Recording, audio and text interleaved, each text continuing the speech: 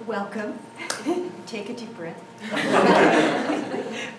I'm Rochelle Ferris. I'm one of the senior judges here. I work for a hospital nearby. I had a career in software consulting for all the big companies, Oracle, SAP, and retired, and now I'm a chaplain. And this is Barney, who can talk for himself. I'm Barney Rosenberg. I'm also a senior judge. I've only been judging in this competition for the last 25 years. Only. I'm a recovering lawyer. And I retired from a company recently after 15 years as their global vice president for ethics and business conduct. And we were in the aerospace business. We made something on everything that flies, even the International Space Station. That's funny. I'm Marianne Aguilar. Hello, everybody. I am second year here doing judging, so I had a career. I'm primarily retired at this point, but in experiential marketing, as well as large-scale events and training programs as an executive producer at my own company, and I was hired in by different, primarily marketing firms that worked in the automotive industry. So anyway, nice to meet you all. Nice to meet you. Well, apparently I'm the only person who's not in some form of relaxing retirement. The way things are going, I think I'm ever going to retire. My name is Ali Feruzzi. I have not been judging this for 25 years. I'm not a senior judge. I'm just a regular judge, so you don't have to worry about me.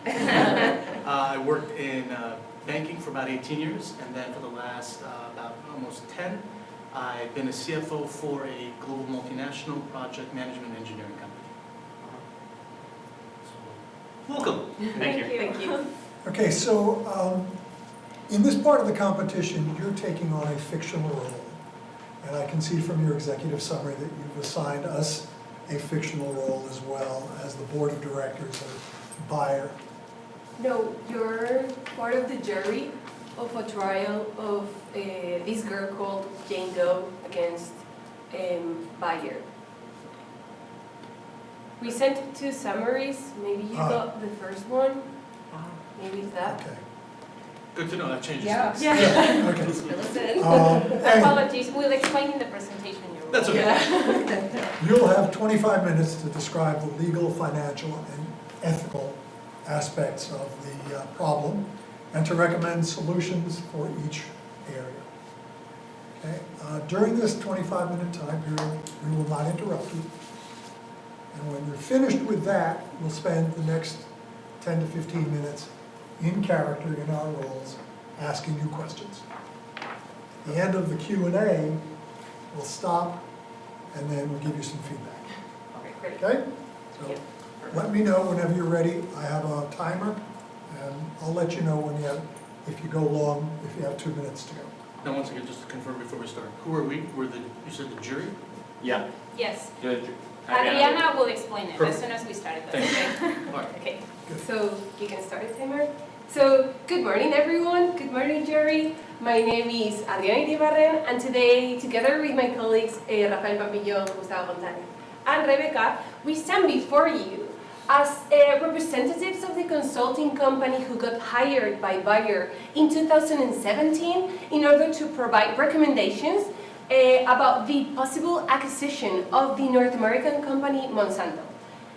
So the plaintiff Jane Doe asked us today to be here in order to, explain to you a little bit about the recommendations we did back in those days to the company.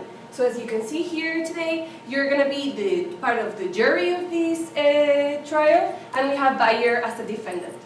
Little did we know back in those days that this was going to be the center of the legal battle of Jane Doe between Bayer.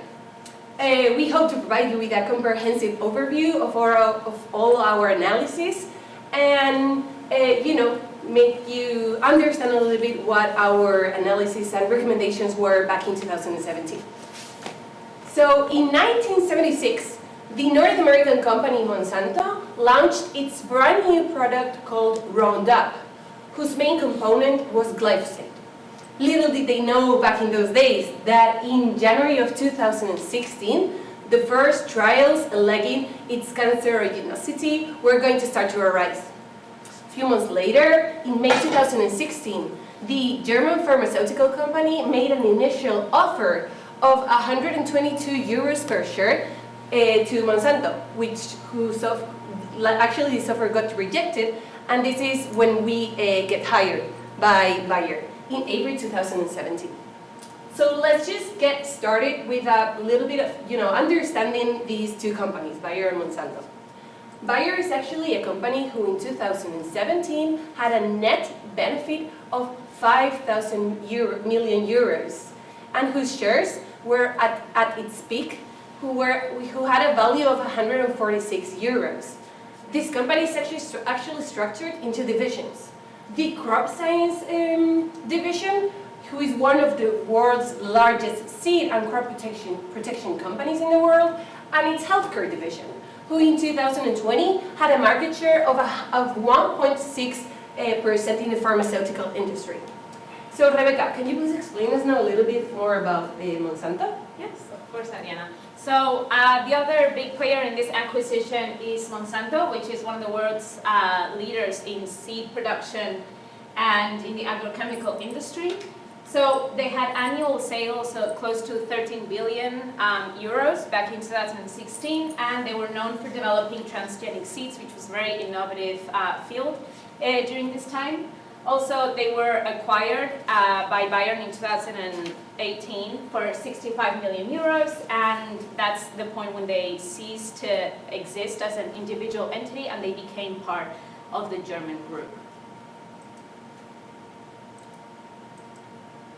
Okay, so today we're talking about the acquisition of Monsanto by Bayer that took place in 2018, but the main problem of the case that we're facing today is the growing concerns about the carcinogenicity of glyphosate, which was the active ingredient that was present in Roundup, which was the herbicide that Monsanto was producing at the time. It was one of its star products. The evidence of all these growing concerns were based on the Monsanto papers and a series of studies that we're going to explain later on. But for now, it's important to keep in mind that in today's case, this is not just about Jane Doe and it's not just about a herbicide. The important central sentence of this situation lies in the fact that companies tend to take refuge behind their ignorance when they're meant to be held accountable and responsible for the negative consequences that their actions have on third parties, on the environment, on our society overall. So we're here today to demonstrate the cases in which these companies can be held responsible for their actions, taking into account the knowledge that they had or that they were responsible to have when taking and making a big decision. Now, my colleague Gustavo is going to present the SDGs and the economical analysis. Thank you, Rebecca. So when making our sustainability analysis, we put our focus on three principal SDGs. The first of one is the good, wealth, and healthy SDG number 3, which was to ensure healthy lives and promote well-being for all at all ages. This is particularly interesting in this case, since this glyphosate could affect people's health through the possible origination of cancer. The second SDG is number 12, responsible consumption and production, which could also affect the farmers that are applying or using this Roundup for their crops. And last but not least, life on land, which is to protect, restore, and promote sustainable use of terrestrial ecosystems, sustainable managed forests, combat desertification, and health and reserve land regulation, and health diversity loss. But more precisely, we'd like to point our focus in SDG number 3, precisely on target 3.9. And why is that? Because this target states that by 2030, they want to sustainably reduce the number of deaths and illnesses from hazardous chemicals and air, water, and soil pollution and contamination. This is precisely related with this case because it's indicator number 3. It says that mortality rate attributed to unintentional poisoning, which is something that could be happening with this glyphosate found in Roundup. So moving forward to our financial analysis, back in 2017, when we were hired by Bayer, we found 4 main points for our acquisition rationale in which we thought that this was a very interesting acquisition. First one is we found that the acquisition of Monsanto by Bayer would give Bayer an access to genetically modified seed technology, which could help them to produce crops that are more resistant to pests and diseases.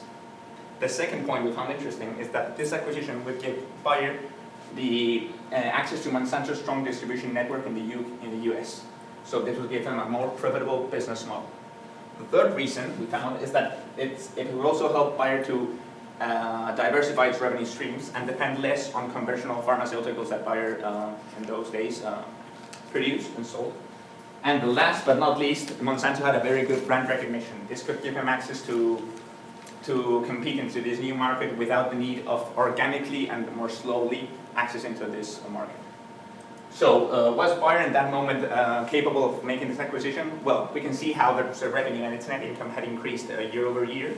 But what's most important in order to assess acquisitions is that Bayer had a very good capability of generating cash flow, especially operating cash flow, which was 8.3 billion euros back in 2016, which were the annual accounts we had accessible in April 2017. And also, it's also interesting the fact that Bayer had a 0.47 debt to equity ratio, which is a low leverage ratio, and could be incremented or augmented in order to fund this purchase, this acquisition. So more concretely, seeing more the Monsanto's number in 2017, is this a company in a position to afford the solution? Well, we find that Monsanto's enterprise value back in those days was 58 billion. And with the cash the company had, its low leverage ratio compared to the industry, and the possibility to obtain extra cash through selling assets or stakes in different companies, and also through equity capital raising, this could be an acquisition that could be funded by Bayer without any problem.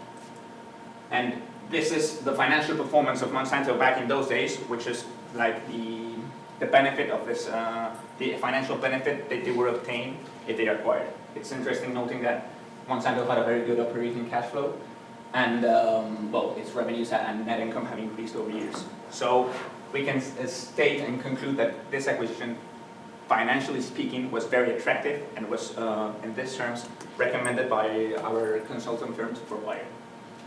Last but not least, it's also interesting pointing out that Monsanto's revenue streams in 2016 were composed by 26% of agricultural productivity, which includes Roundup and other glyphosate-based herbicides. So this is our financial analysis. I'll give my word to my colleague Rafael Pampillon, which will speak us about the legal analysis. Well, thank you very much, Gustavo, because of this economic analysis. Now I will try to point out the main legal issues of this case. Beforehand, I would like to say that we will not center our analysis only in the US legislation, but also in the international parameters, due to the fact that Monsanto and Bayer are companies present all around the world.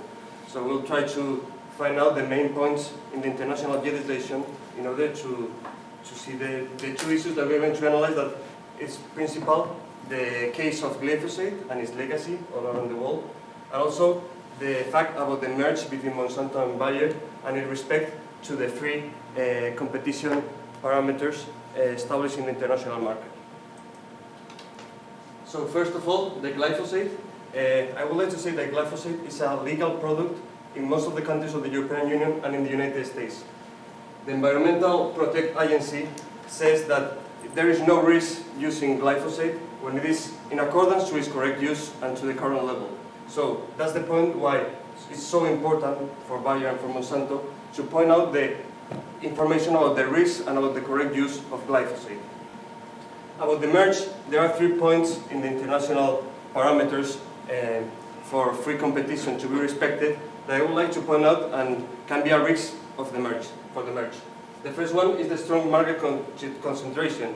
Because of this merge, 3 companies will own approximately more than the 60% of the patents of the market. And the second point is the less competition and innovation that this merge can produce. For example, in the case of Roundup, its principal competitor, Liberty, is produced by Bayer. The third point is the increase in prices for farmers. Expert says that there is no doubt that this merge will provoke an increase in the seed cost for farmers.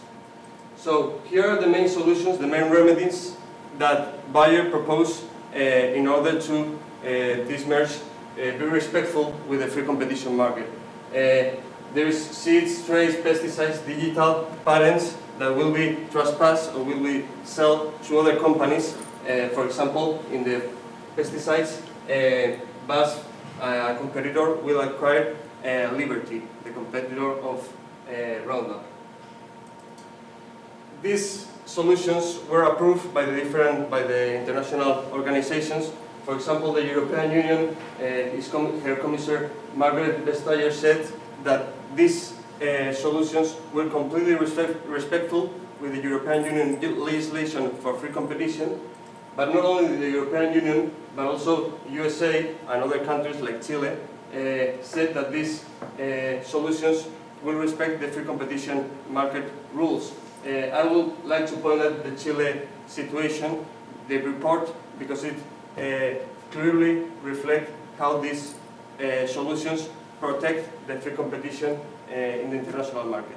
So that's the legal analysis of the situation, and now I will let my colleague Adriana to point out the ethical analysis issues of the case. Thank you very much, Rafa.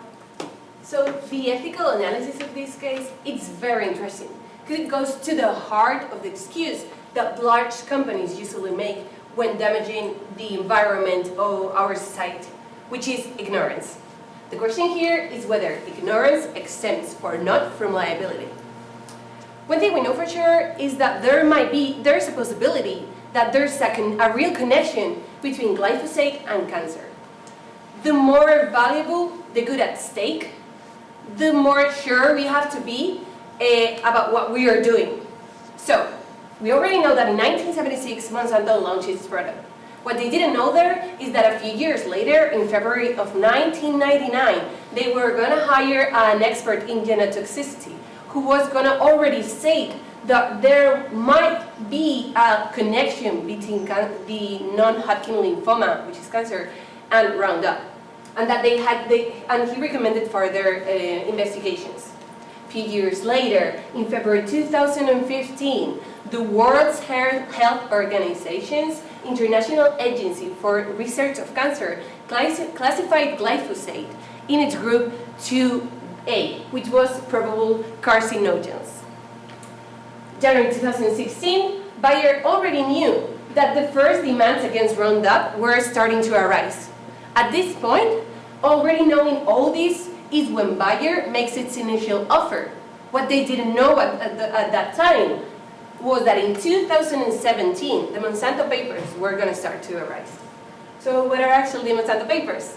The Monsanto papers are a collection of documents who were made public thanks to the lawsuits that were, going on in those times.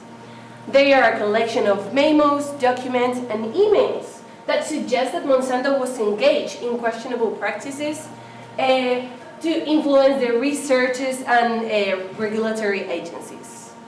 One example of these might be this email of a member of the board of directors and some Monsanto employees, where they actually hired this doctor called Dr. Parry to make a report speaking about the possible connection of Roundup and cancer. And he made these comments about this report saying, "We want to find someone who's comfortable with the genotox profile and of glyphosate and who can be influential with regulators." He states that his read is that Parry, the Dr. Parry, is not currently such person and that it would take a lot of time and money to get him there. He actually suggests that they were not going to do those further investigations that Dr. Parry suggests, which is impressive, actually. Another example of the Monsanto papers is this email where we can see some employees of Monsanto and consultants, where one of these consultants states that I can be part of a deceptive authorship on a presentation or report. That's actually unethical and called ghostwriting. Finally, another example of the Monsanto papers is this email of the Monsanto CEO with some congratulating numerous employees after the successful cost-return review they had about glyphosate, speaking about glyphosate and its connection with cancer. So after knowing all these things that Bayer already knew before making the decision of, buying or not Monsanto, can you please, Rebecca, explain us a little bit the ethical consequences of all this? Thank you, Adriana. So as Adriana stated, it's very important to know what Bayer knew at that time, because this is what's going to allow us to attribute liability and responsibility for the actions that they carried out. So here the controversy lies in whether ignorance exempts or not from liability. I keep getting this wrong. Okay. There are two types of ignorance. So there's invincible ignorance and vincible. Invincible ignorance is when there are no possible negative outcomes that can be a consequence of the action that you're carrying out. And vincible ignorance is when when there's more to do in your hand to either go towards certainty or you can hide behind willful ignorance. Meaning that only when this ignorance is invincible, you can be responsible, because invincible ignorance attributes zero responsibility because you could do nothing on your part to dig deeper. So if there are suspicions or doubts, one cannot act with impunity. You must be informed. But for this to happen, it obviously has to be possible to be informed. So that's why this is another consequence that has to that plays an important role. So it's very easy to just turn a blind eye and not analyze the possible connection with a very perverse effect when the consequences are as attractive as how Gustavo pointed out. There are some cases in which you have a consequence that might not be certain, but it's possible, but the agent still carries out the action and plays out all the possible means for that consequence to be carried out. So even though the consequence is something that is not looked for, the action you've chosen to carry out that action. So to sum up this somehow complex idea, there's basically 2 points to attribute responsibility. The effect has to be foreseen at least as possible. So in this case, the clear effect is the non-Hodgkin lymphoma, as we've already stated. And it is possible for it to be foreseen because of all the Monsanto papers and the studies that were carried out. And the action causing the effect could be avoided. So nobody was forcing Bayer to purchase Monsanto, so they were doing that. They were choosing freely to do that. It wasn't obligatory.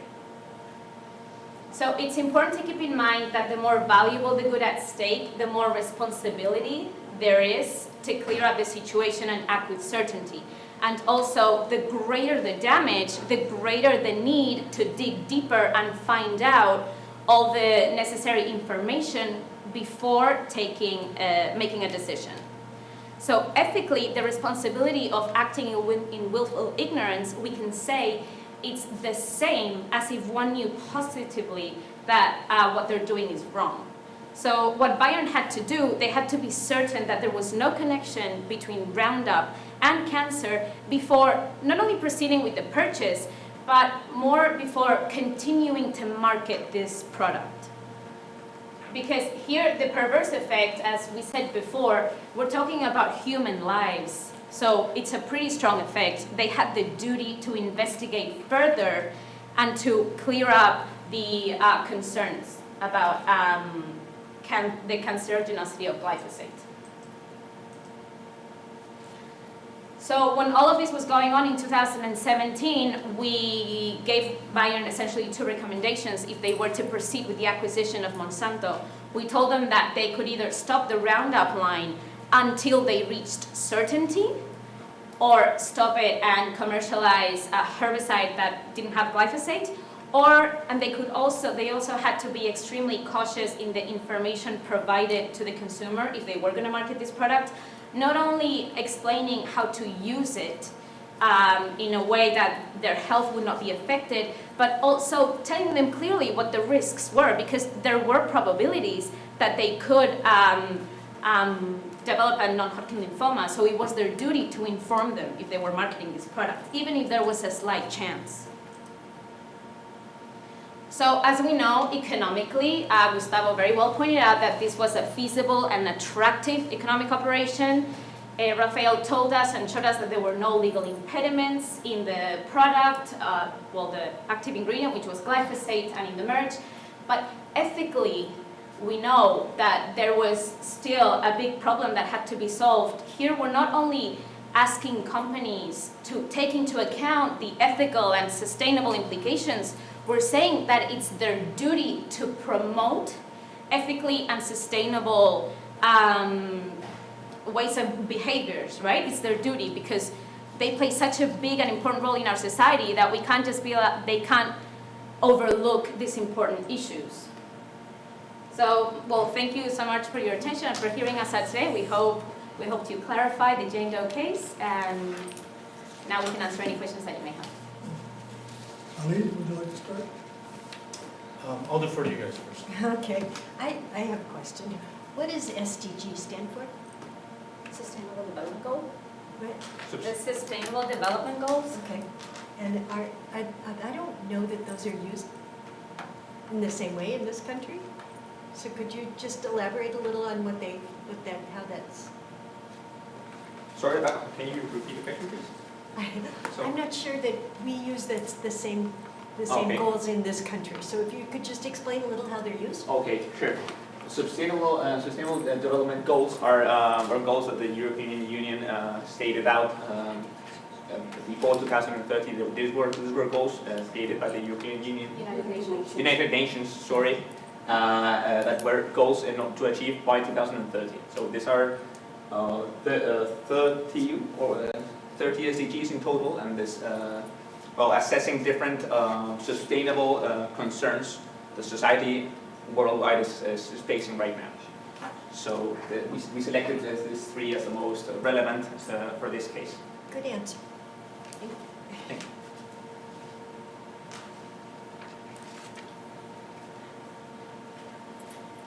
So,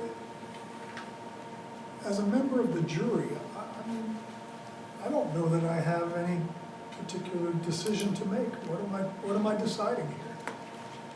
So today Jane Doe is before this jury because she has suffered the consequences of using the herbicide Roundup, and she has the non-Hodgkin lymphoma. Yes, sorry. So now she's asking this jury to attribute responsibility to Bayern for marketing a product and producing a product and having it sold basically on all types of distribution channels, because it's not marketed towards professionals or in specific. Anyone can go and buy Roundup. So she's asking you to attribute them responsibility for the illness that she's had because of using this product. Well, why isn't Monsanto on trial? Why is Bayer? Well, Monsanto ceased to exist because now we're in 2023, so now Bayern is standing on behalf of Monsanto. So, Bayern acquired Monsanto. Yeah. So, acquisition. But when did she get sick? So it all started when she started using the product, which was around 2 years ago, but this is something that happens gradually. So she only had the proof and the medical reports a year ago, which is when all this started. Yeah, and the important point is not in the fact that the illness was produced by Roundup, but by the fact that Bayer and Monsanto give no information about the risk that Roundup brings with it, right?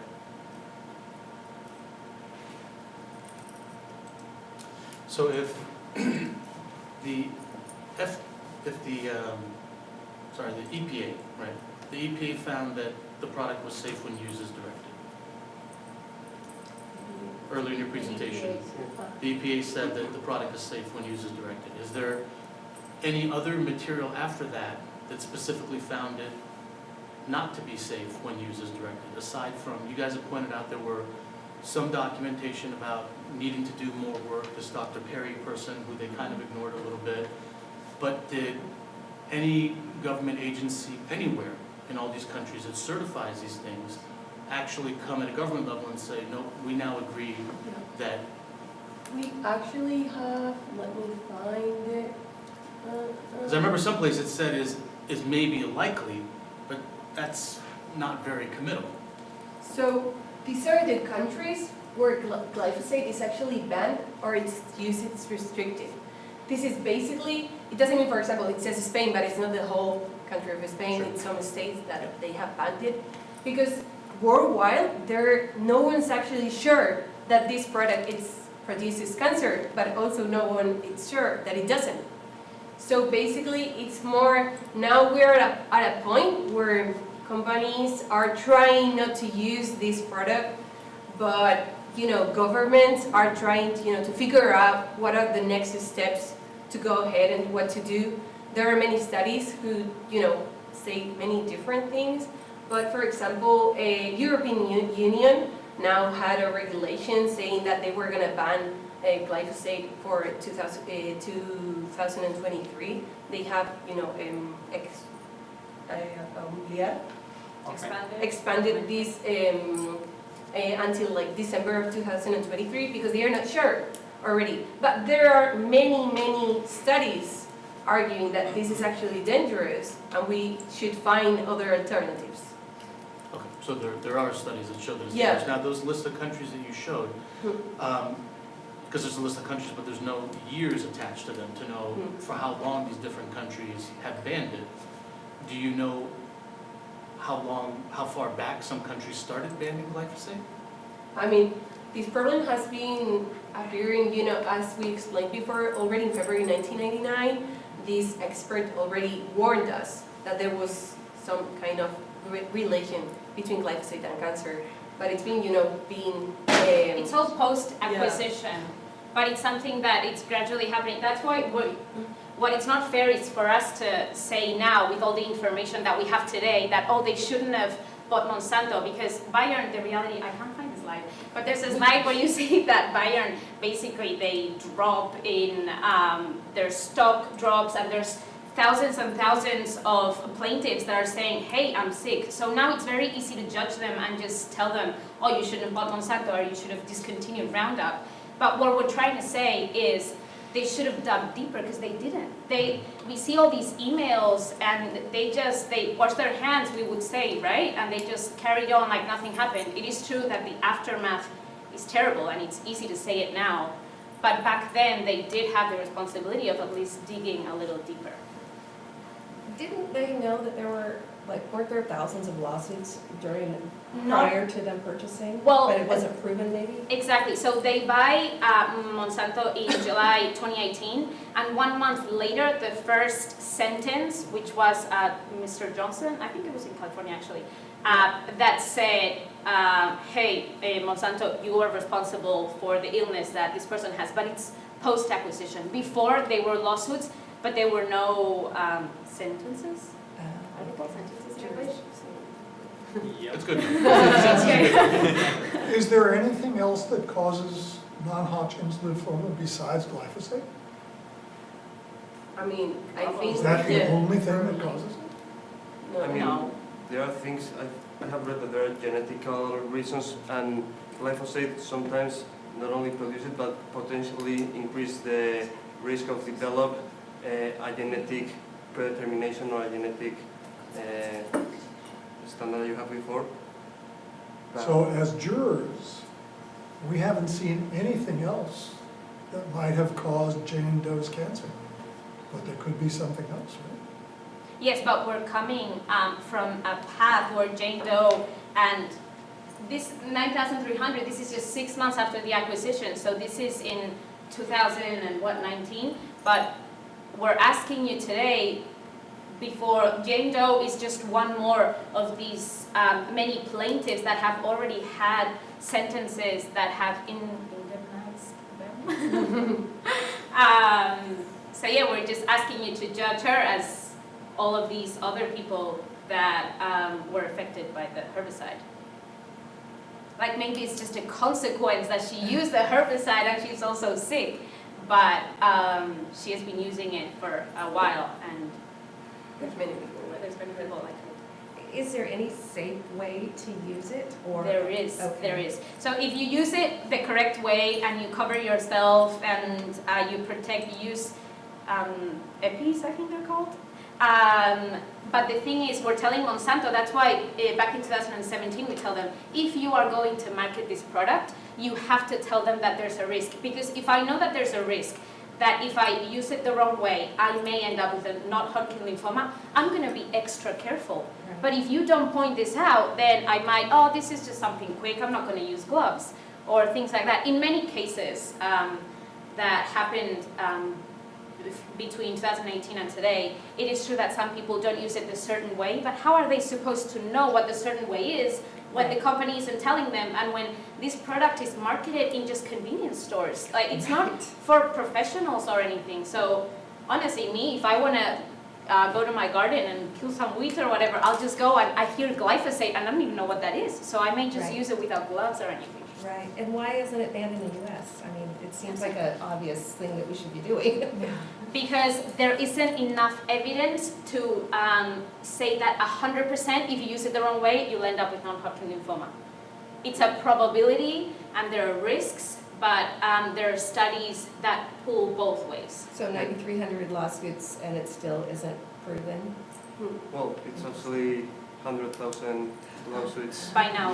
Okay. Yeah, it's crazy. I mean, one of the main problems that glyphosate has is that it doesn't have an easy substitute.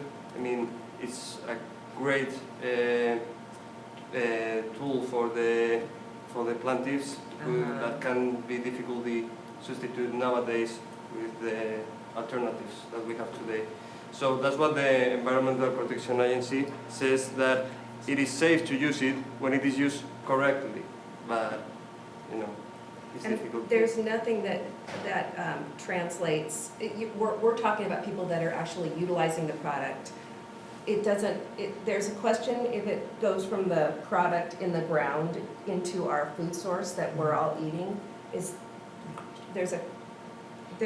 Is there some kind of correlation between those, so they're still figuring that out too? They're figuring that out, and that's a very slight correlation. The real problem is with people that their jobs are to take care of gardens or whatever. If you get glyphosate on your skin once, nothing's going to happen to you.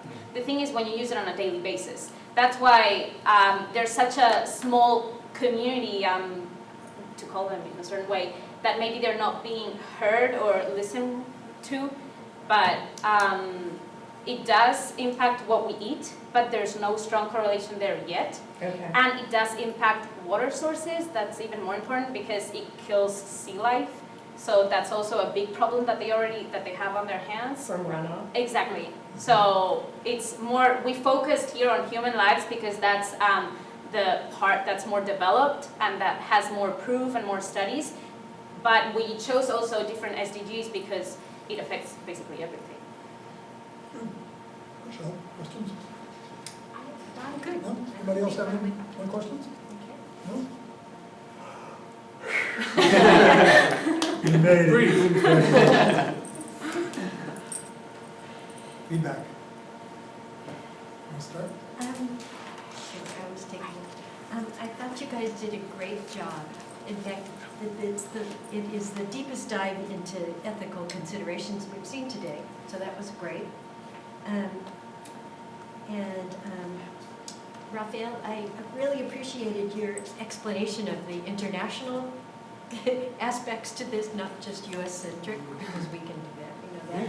And then the only thing I noticed and Barney brought it up, was missing the information about Jane Doe and what I want to congratulate all of you on the presentation of a very complex issue in English. I'm going to assume Spanish is your second language. Excellent job. And that comes from somebody who grew up in a Spanish-speaking country, New York City. Washington Heights. No, the Bronx. Oh. Excellent job. Thank you. I have to mention the language as well. I can't imagine doing something like this in another language at all. But anyway, I will say, I think you guys did an excellent job. It's a super meaty topic with so much information, and I know it's got to be a little bit challenging to figure out how to ferret all that out and give a presentation that's meaningful and meaty and, you know, makes sense to everybody. And it's a wonderful ethical issue, and it's so interesting. It makes me want to like dive into it even more after I've heard you guys speak. I was a teeny bit confused. Maybe it was because of we didn't, you know, the updated, but I wasn't sure.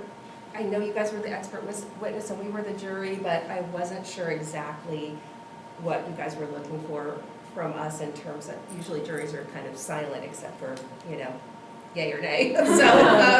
So that part I was a little bit confused on, but overall I thought you guys did a really, really great job. So thank you. Yeah, thank you. Well, I'll commend you too, why not? We'll go 4 for 4. So, but I will share that comment in that the other slide you showed, for example, the list of all the countries where it was banned. For part of your presentation, I really felt it was more aimed at the board of directors kind of angle for me, as opposed to the jury verdict thing. Because the slides that had, for example, the number of countries where it was banned, then I would have included the year of when it was banned was countries, because then you're building a timeline of knowledge, awareness, action. So for a jury trial, you want us to say, give them, you know, give her $100 million. We want to know who knew what, when did they know it, who's the bad person, you know, why did they willfully ignore something and do something bad. So for me, it felt like there was almost 2 different goals in your presentation at the same time. And you had some slides that weren't in your original presentation, but when I asked a question, you had some great information. So focusing a little bit more on who you want the audience to be, I think would help. But it was really interesting to see your guys' presentation on it and to get your deep dive on it. So overall, really nice to know. Thank you. Thank you. So you still have 10-minute and 90-second presentations to do? Yes. Yeah, Tomorrow. tomorrow. Good luck. Thank you. Thank you. Thank you so much. Have a great day, guys.